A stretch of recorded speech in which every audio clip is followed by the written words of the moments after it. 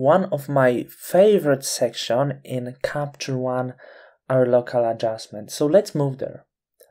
We have pretty much all of the things that we were doing before. We have the same panels, the same options, but why is it so comfortable for me to work here?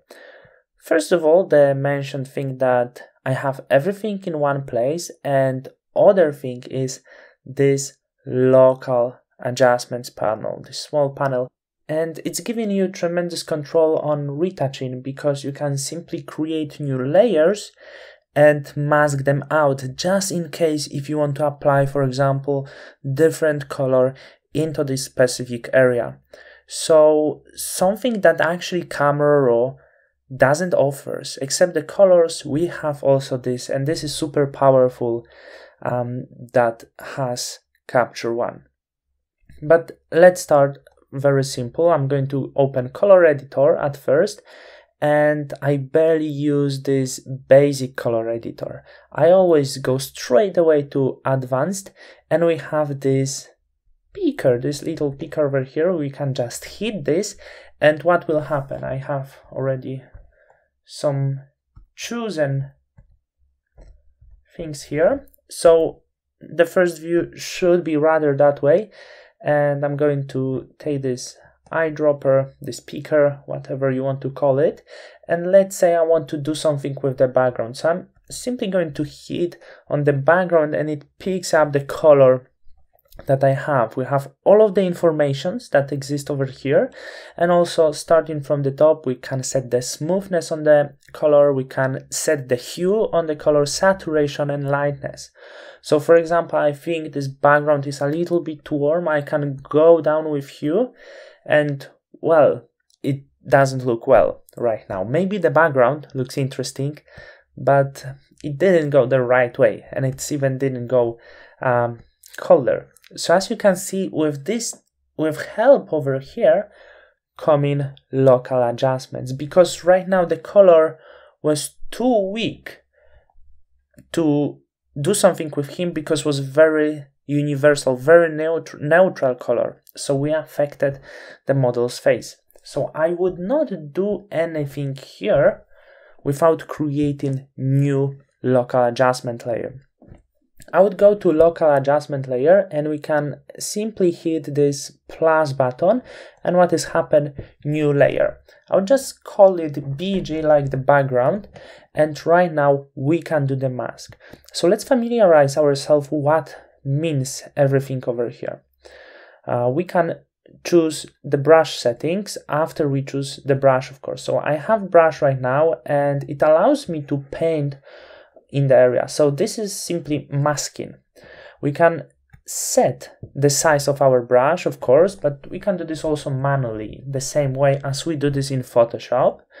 Also, we can set the hardness. I usually would work with middle soft to not affect the edges too much and to keep full control. Opacity and flow, so same as in Photoshop, I keep them as 100 right now, and usually I work with 100 because mostly I'm using this for masking, so I want to mask to be fully covered. And also we have option like auto mask and use pen pressure. So pen pressure, I'm working using Wacom tablet, so pen pressure always on. And also why auto mask?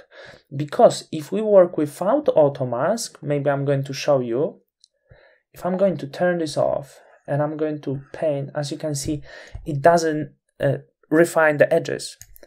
So I'm going to do steps back and I'm going to hit auto mask. So when I use auto mask, what you can see, it refined the edges. So super powerful for the image as we have right now. I would absolutely use this for the image. It can define the hair. It makes your work easier. So I'm going to paint around very quickly the areas that I actually want to do, the areas I want to work with, because I want to do something with this background. I don't want to just to have gray background, let's say. Okay, so we mask our layer, which we call BG.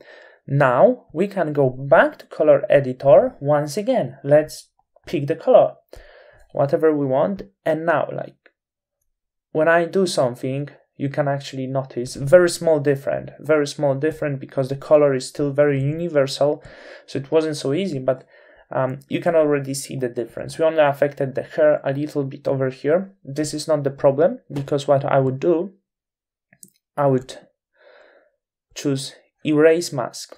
So I need to hit on this and then erase mask, and then I can simply erase this area if it bothers me. So no difficulties at all, and that's how I would work with this. Of course, this is not the adjustments I would truly want to apply, but we could work much more right now. We could try to find to define the color we really want, and the more we apply, the better maybe it could look, because I would go more into blue color with every new adjustment layer. So like I would be getting into something nicer, something colder, not these red colors. Of course, I would have to fix over here, but the basic idea behind how I work with this, I believe it's fully understandable, and it's super powerful for portrait images, because sometimes the background is too similar to the portrait, so we need to work a little bit with this to make it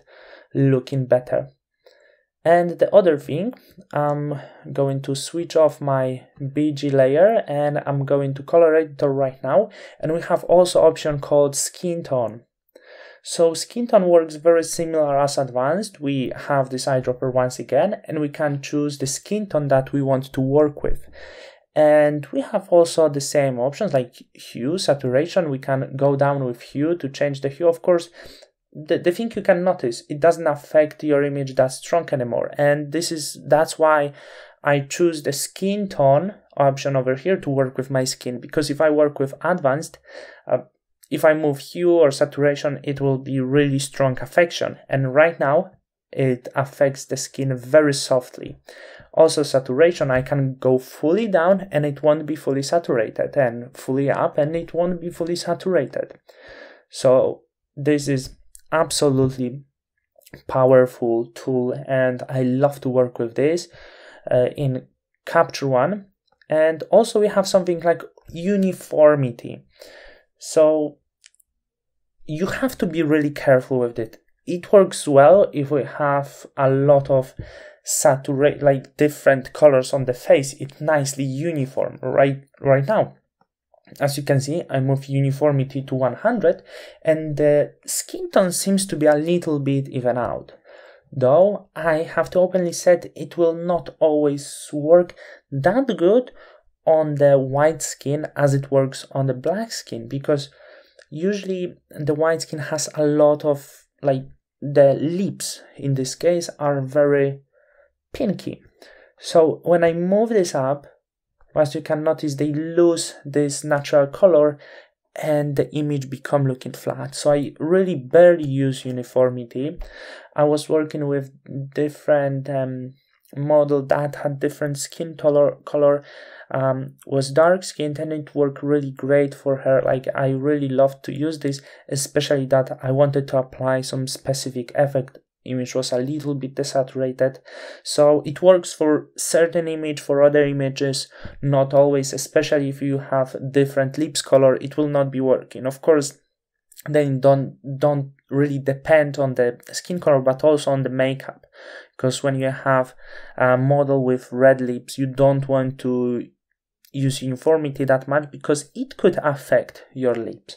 So be really careful, but in many cases I recommend you to check this because it can give you really great results. So I believe we really walk through local adjustments nicely. So in the future, when we're going to work with this, it will be much easier for us and it will be really comfortable work. So let's move right now into another lesson, still some basics about Capture One. I'm going to tell you how to export images in Capture One.